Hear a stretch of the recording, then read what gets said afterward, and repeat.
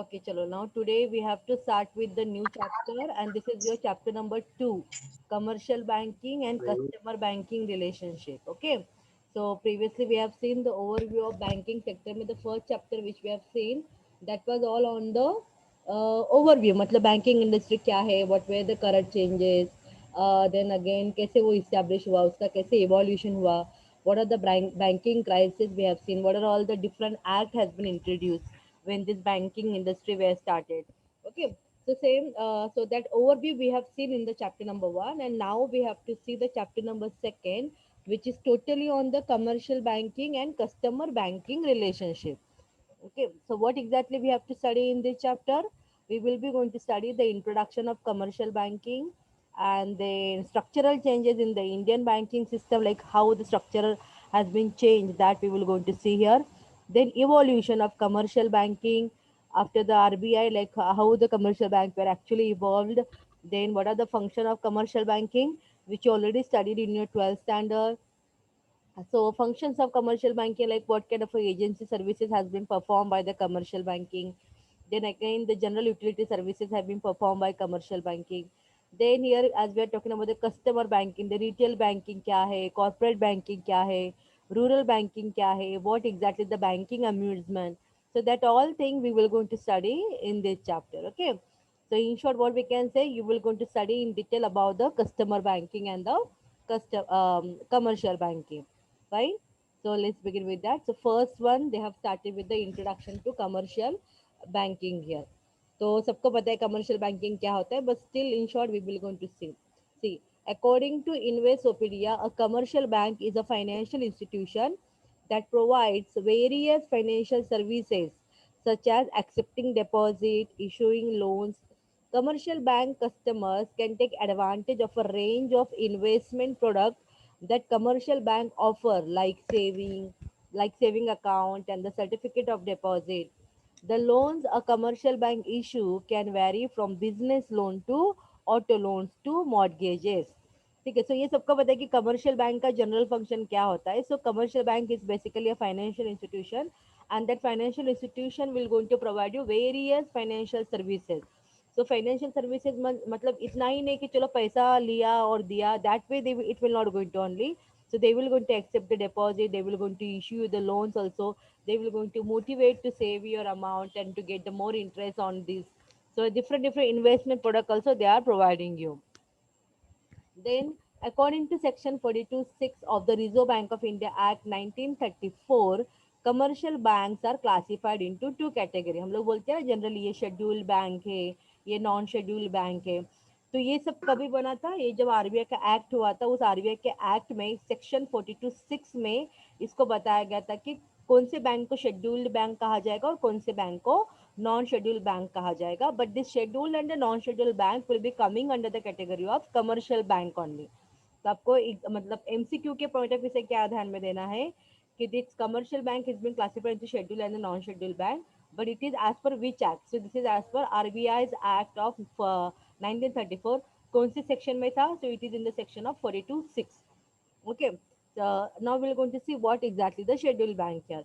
A scheduled bank means a bank included in the second schedule first, the Reserve Bank of India Act 1934.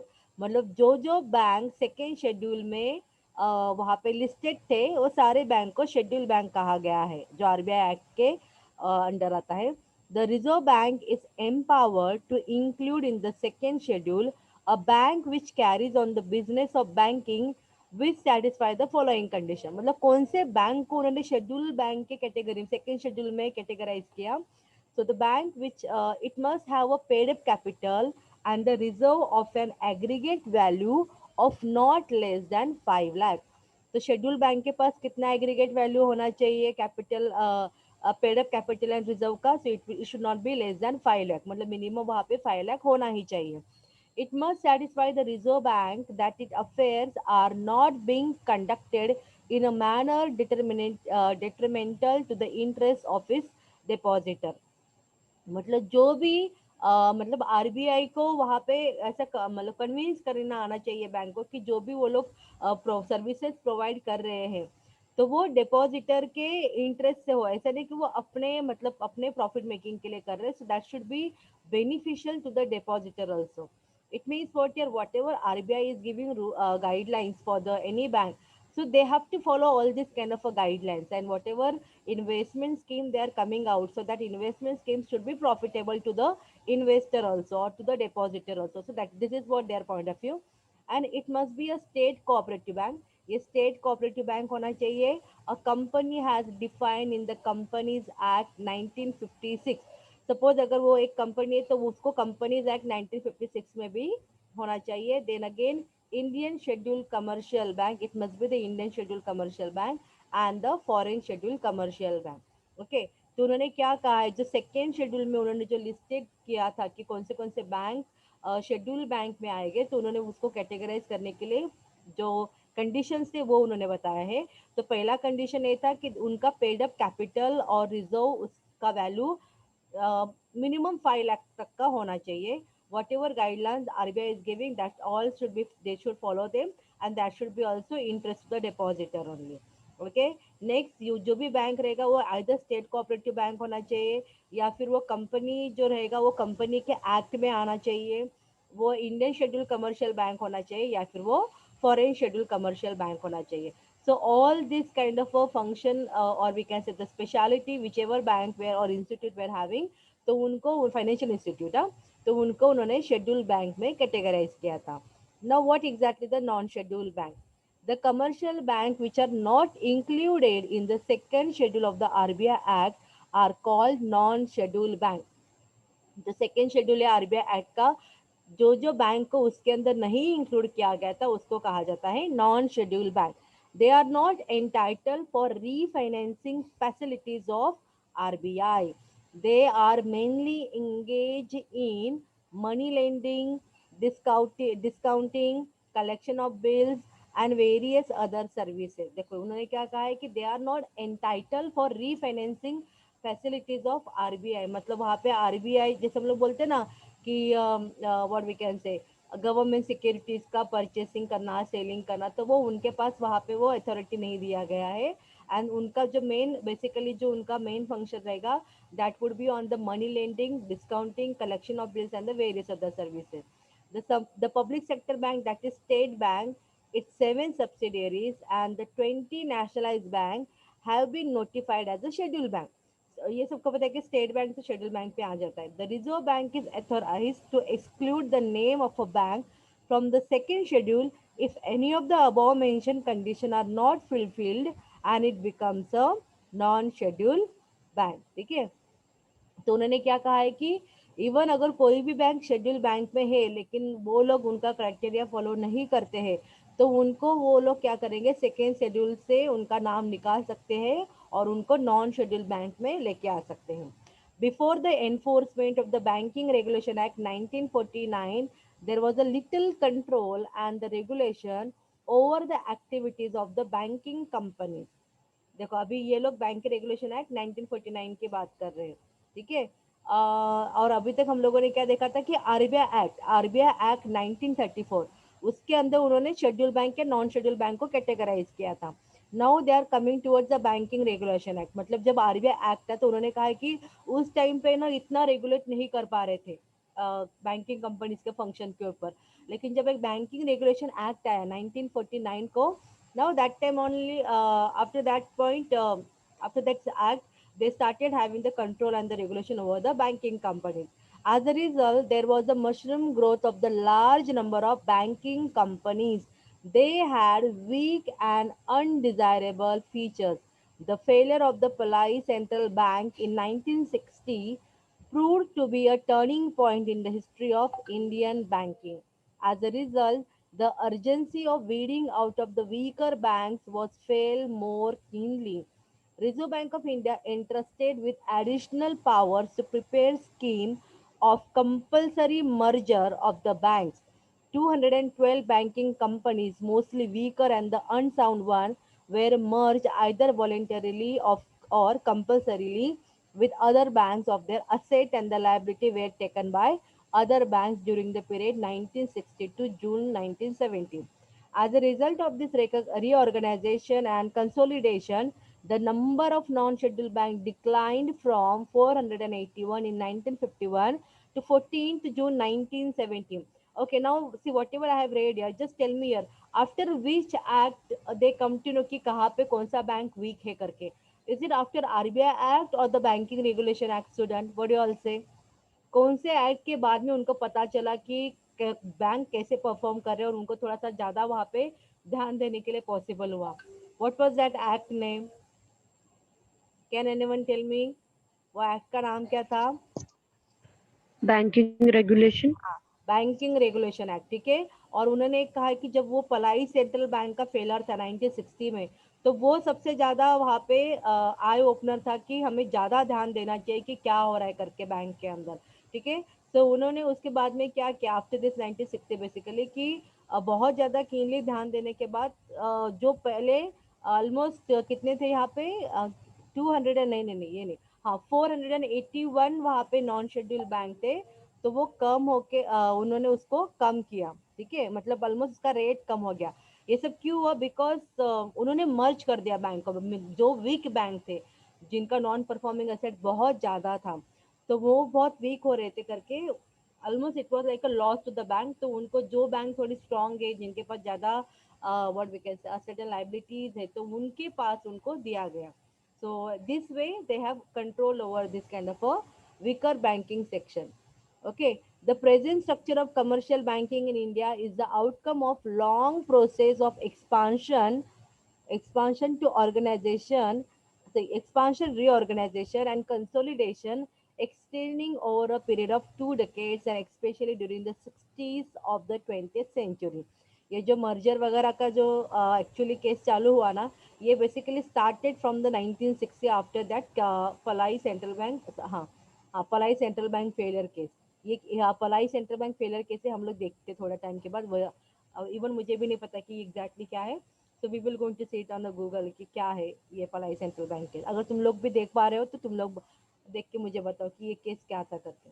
Okay. A significant feature of the structure of the present day commercial bank is the coexistence of private sector commercial bank and state or the public sector commercial bank और nationalized bank. मतलब अभी जो सबसे important structure है अपने banking system में, commercial banking में, ये है कि अभी प्राइवेट सेक्टर भी कमर्शियल बैंक है, देन अगेन स्टेट और the public sector commercial bank है, नेशनलाइज बैंक है करके अभी ऐसा है. ठीक है. So this is what all about the schedule and the non schedule bank. अगर सिंपल वे में कोई पूछेगा what is scheduled bank and what is non-scheduled bank, so you have to give it in a very simple way answer.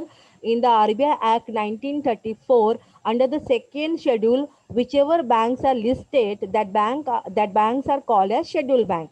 And the non-scheduled मतलब क्या होता है? So in the RBI Act 1934, in the second schedule, whichever banks have not listed, so that all banks come under non-scheduled bank. ये आपको बोलना है. तो schedule bank के लिए एक और अच्छा आइडेंटिफिकेशन क्या है? तो शेड्यूल बैंक पे कम से कम जो उनका पेड अप कैपिटल रिजर्व रहेगा that should be minimum 5 lakh year. Okay. और नॉन शेड्यूल बैंक के लिए क्या है? तो नॉन शेड्यूल बैंक के लिए ऐसे अमाउंट का तो कुछ नहीं है, लेकिन हम लोग ये बोल सकते हैं कि जिनका paid up capital reserve will be less than 5 lakh, so that will be coming into non schedule one. और ये लिस्टेड नहीं रहता है आरबीआई एक्ट में करके. And they are not entitle to refinance the facilities of RBI. RBI जो facility देता है तो उसको वो ज़्यादा एडवांटेज नहीं ले सकता है. But they are basically engage in the money lending, then again discounting and collection of bills and various other services that you can see है. और उसके बाद में आपको एक और ध्यान में रखना है कि बैंकिंग रेगुलेशन एक्ट 1949 के बाद में आरबीआई का एक्ट था वो ज़्यादा पावरफुल हो गया.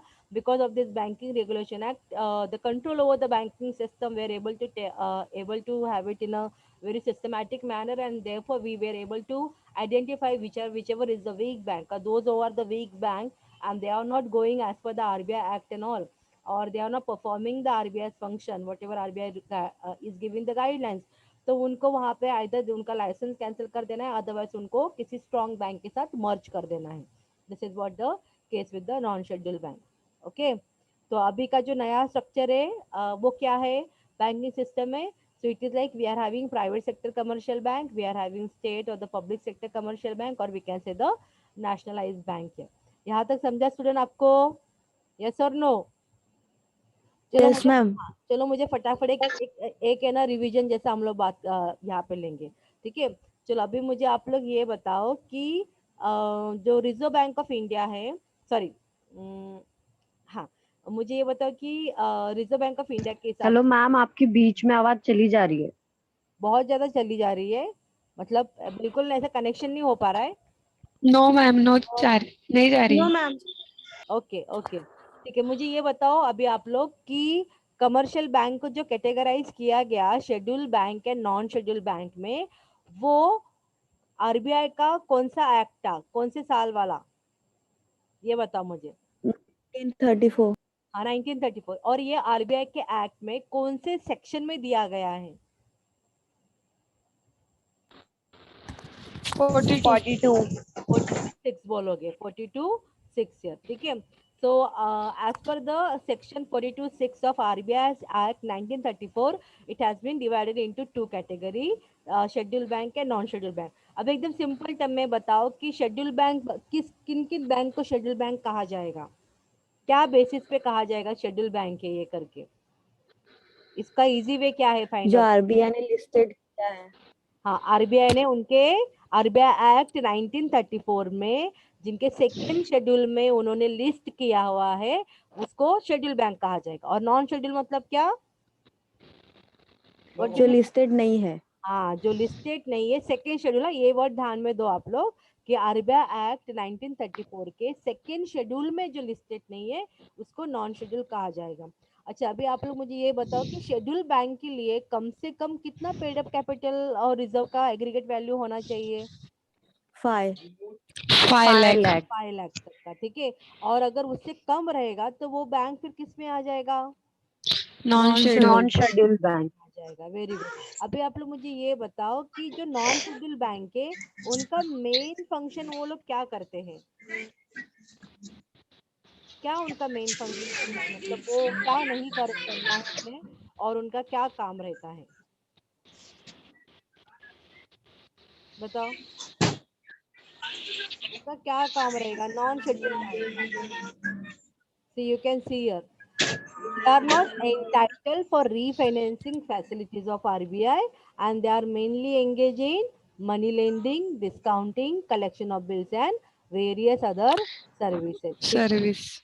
ये ध्यान में रखो। चलो अभी हम लोग नेक्स्ट पेज पे आते हैं, structural changes in the Indian banking system.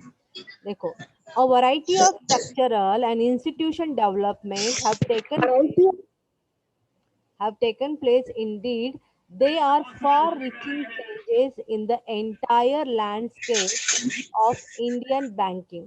मतलब बहुत ज्यादा वहां पे उन्होंने कहा कि स्ट्रक्चरल इंस्टीट्यूशनल डेवलपमेंट अभी तक हो चुका है पूरे इंडियन बैंकिंग सेक्टर में। मतलब जो प्रीवियस था, जो प्रीवियस से जैसे they perform the number of bank we use to have, अभी सब में बहुत ज्यादा चेंजेस हो चुका है। एक मिनट, अमन तेरा माइक म्यूट नहीं है। Singh, there is marked reduction in the number of operating banks through the elimination of weaker unit. It is due to the result either of voluntary or compulsory mergers. ये आप लोग को point समझा student? ये क्यों वहां पे उन्होंने कहा है कि एलिमिनेशन ऑफ वीकर यूनिट? अभी आपको पता है ना कि वीकर यूनिट, वीकर बैंक किसको कहा जाता है? चलो मुझे एक एक सिंपल वर्ड में बताओ, कौन से बैंक को वीकर बैंक कहा जाएगा, क्या बेसिस के ऊपर कहा नॉन जाएगा? Schedule bank. नहीं नहीं नहीं, नॉन शेड्यूल बैंक को you can not say they are the weaker bank. क्या बेसिस पे कोई भी बैंक को वीकर बैंक कहा जाता है? क्यों बैंक को एक दूसरे के साथ मर्ज करना पड़ता है, क्या रीजन होता है उसके पीछे? उनके असेट्स कम और लायबिलिटी ज्यादा होती है बोलकर। उनके असेट का, लायबिलिटीज ज्यादा होती है। हाँ, मतलब you are talking about the non performing asset. Yes, अगर नॉन मैम परफॉर्मिंग असेट ज्यादा हो गया तो उसको, वो बैंक को कहा जाता है वीकर बैंक करके, ठीक है? और ऐसा होने के बाद में if they are finding like there will not be any solution to improve their situation, so compulsorily उनको किसी और बैंक के साथ उनके असेट एंड लायबिलिटी के साथ मर्ज होना ही पड़ता है। Okay, so what we can say here, अभी जो चेंजेस हो चुका है कि जो ऑपरेटिंग बैंक से पहले से उसमें बहुत नंबर ऑफ ऑपरेटिंग बैंक पे अभी थोड़ा कमी आ चुका है। और ऐसा क्यों हुआ? Because they were many weaker bank and they have to get compulsorily और the voluntarily merge with the any other bank. Ma'am hello, हाँ प्रियंका। मैम अगर वो मर्ज हो गया उसके बाद उनका कंडीशन स्टेबल हो गया तो फिर वो वापस अलग हो सकते हैं या फिर नहीं वो नहीं मर्ज ही। नहीं नहीं, मतलब ऐसा नहीं, तो उनके लिए उनको फिर अलग से लाइसेंस के लिए मतलब जाना पड़ेगा वगैरह। They have to show their situation, but I really don't think so कि ऐसा कभी हुआ है, अभी तक तो नहीं हुआ है। if they both the bank will able to earn the good profit, तो शायद नहीं हो सकते, बिकॉज उनका सिचुएशन बहुत खराब था, उन्होंने वो गाइडलाइंस फॉलो नहीं किया करके कोई और बैंक उनको टेक ओवर कर लेता है, ऐसा रहता है वो। Okay ma'am. शायद से नहीं, मतलब अभी तक तो ऐसा कभी केस आया नहीं कि वो फिर से सेपरेट हो गए हैं करके, ऐसा नहीं है। और अगर आप लोग एक चीज भी नोट करेंगे ना sir, not only from the bank point of view, even आप लोग कंपनीज का भी नोट करो, कोई एक कंपनी अगर ठीक से नहीं चलती है तो कोई स्ट्रांग कंपनी उसको टेक ओवर कर लेती है। लेकिन ऐसा कभी सुनाई नहीं देता है कि वो टेक ओवर किया वाला बैंक या फिर जो उसके साथ में चला गया है, वो फिर से अपने सिचुएशन को इम्प्रूव करके अपना कुछ नया स्टार्ट करा। If they are starting with new also, तो उनको कुछ नए नाम के साथ बाहर निकलना चाहिए।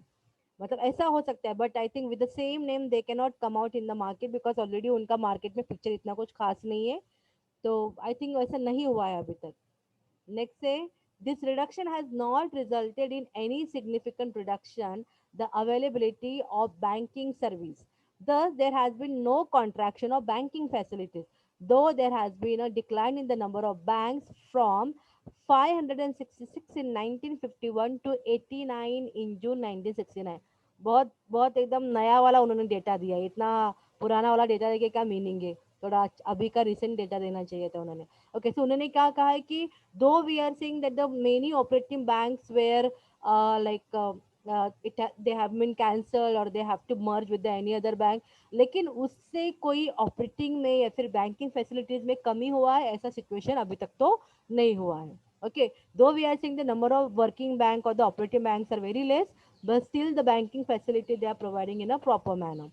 In the place of old imbalance, a healthy and the balanced growth of branch banking is to be witnessed in the present time. The RBI seems to have made a good and judicious use of the power vested in it for the bringing about mergers and for sanctioning the opening of a branches. हाँ, ये बात हम लोग बोल सकते हैं कि भले वहाँ पे number of banks are very less, but लेकिन जो बैंक है उनके ब्रांचेस अभी हर जगह पे अवेलेबल है, those who are in a proper condition.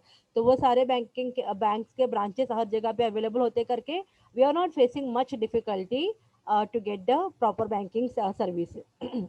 ठीक है, नेक्स्ट है, a far reaching change has taken place in the structure of Indian commercial banking system after the nationalization of 14 major Indian scheduled banks by ordinance in July 1960।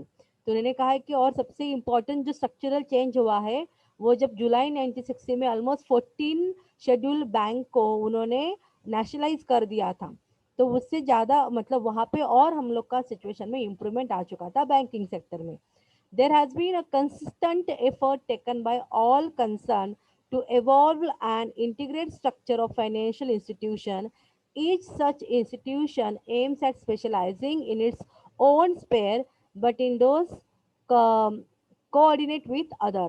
The linking of the commercial bank with industrial development bank as well as, ठीक है, मतलब ऐसा ही नहीं कि जो commercial bank generally क्या काम करता है कि जो पब्लिक का नीड्स है उसको वो देखता है, लेकिन if we are talking about the industrial development और द एग्रीकल्चरल डेवलपमेंट, तो अभी आप लोगों ने एक चीज नोट किया रहेगा, even commercial bank are providing you loan for the industrial development also. पहले मतलब अभी भी industrial development bank of India है कि जो basically only for the industrial purpose they are providing you the loan, उससे रिलेटेड ही वो कुछ ट्रांजेक्शन करेगा। लेकिन nowadays even the commercial bank has got an authority to work on it.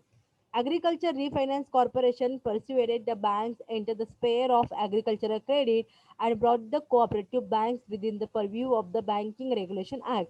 It has thus brought the two systems closer to each other. The building of and the coordinate financial infrastructure consistent with the need to accelerate the tree pace of industrial and the agricultural development has been the aim of reserve bank policy.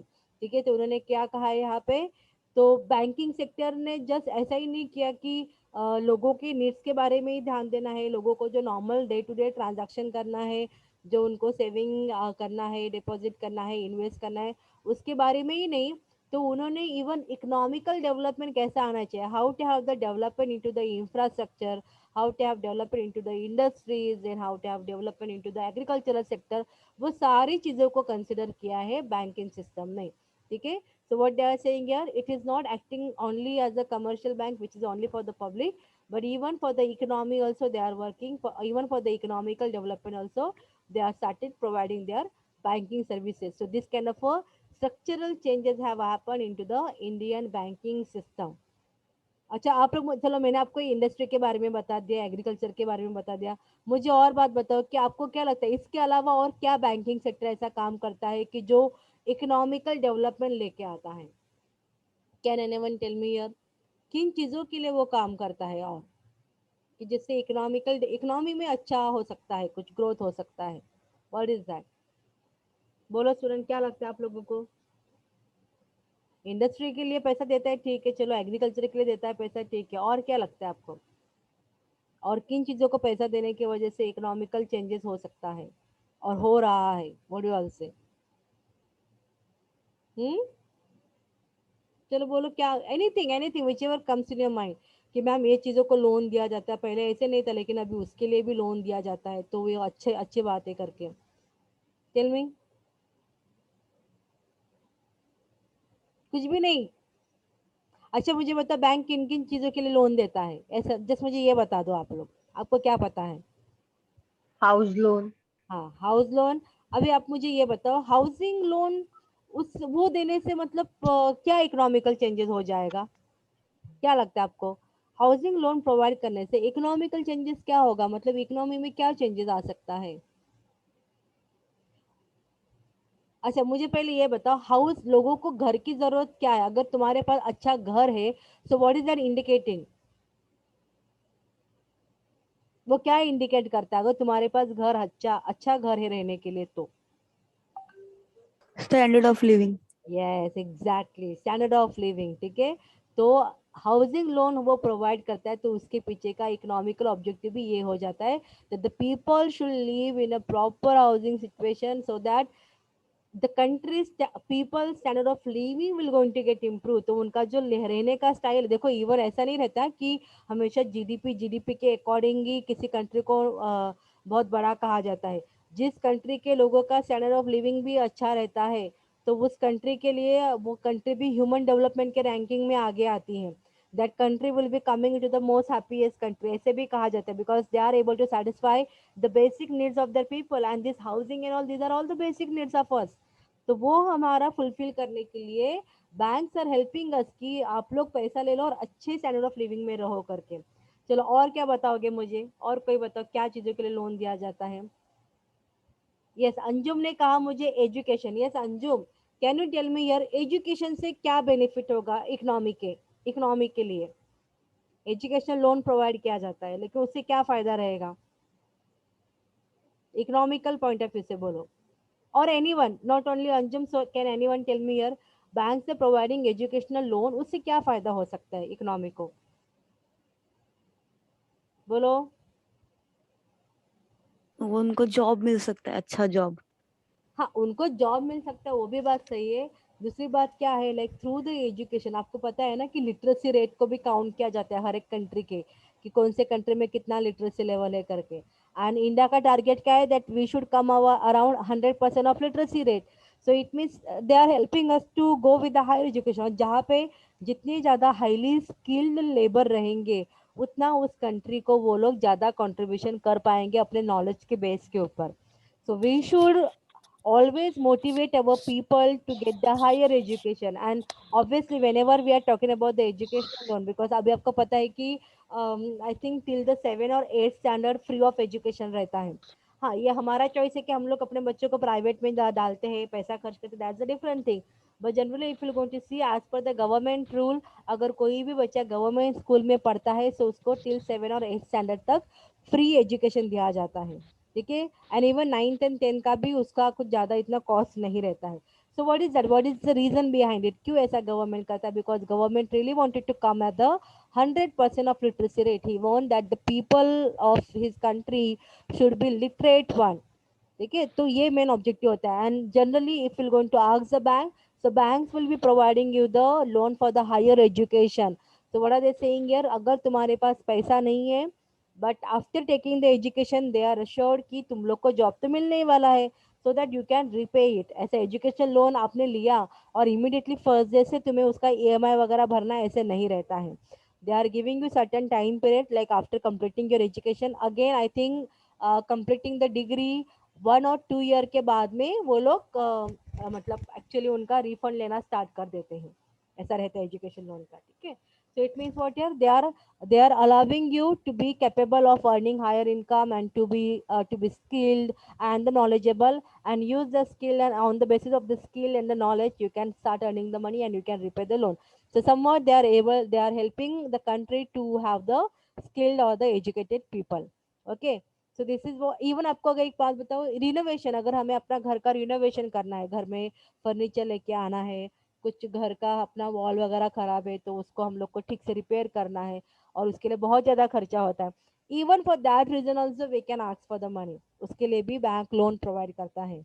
Okay. And gold loan के बारे में आप लोग क्या बोलोगे? Gold loan generally क्यों लोग gold loan लेते रहेंगे? हाँ, यस, नूतन ने कहा है बिजनेस लोन. यस, बिजनेस के लिए भी दिया जाता है. जैसे अगर आपको छोटा मोटा भी कुछ काम मतलब छोटा मोटा बिजनेस स्टार्ट करना है, जैसे मैं आपको बोलती हूँ ना हमेशा माइक्रो फाइनेंस के बारे में, कि आपको बस एक टेलरिंग का बिजनेस स्टार्ट करना है, you just wanted to have the sewing machine एंड थोड़ा बहुत कपड़ा वगैरह खरीदने के लिए, मतलब ऑलमोस्ट समझ लो कि 15-20 हज़ार का खर्चा आएगा आपको, तो आपको ये आप ये छोटा फंड भी डिमांड कर सकते हैं बैंक से. So microfinance can also provide you, मतलब bank can provide you the microfinance also. So these are all the way कि जिससे basically मतलब इकोनॉमिकल डेवलपमेंट होना चाहिए, यही उनका पॉइंट ऑफ व्यू रहता है. that the people in that country should be happy, they should able to earn some income. This is what the objective of having this all kind of a changes into the Indian banking system. और सबसे important तो ये होता है कि it should be controllable. कोई भी bank अपनी मर्जी से कुछ नहीं कर सकता है. They have to take a permission from the RBI, and whatever things they are doing that should comes under the guidelines of RBI. ठीक है, जो RBI सजेस्ट करता है उसके अंदर वो सब आना चाहिए करके. So this is all about the structural changes in the Indian banking system. So evolution and all this point and the function बहुत easy रहेंगे. function तुम लोगों ने already पढ़े हैं 12th standard में. That we will going to see it in the next lecture. So that's it for today, student. Able to understand all the point? Yes or no? Yes, ma'am. Yes, Yes, ma'am. ma'am. Okay, okay. Alia is there, Alia? Yes, ma'am. हाँ, attendance Yes, ma'am. attendance ready रखो, okay? ठीक है. Yes, चला ma'am. end the lecture, student. Yes, ma'am. Thank you, ma'am. Okay, bye.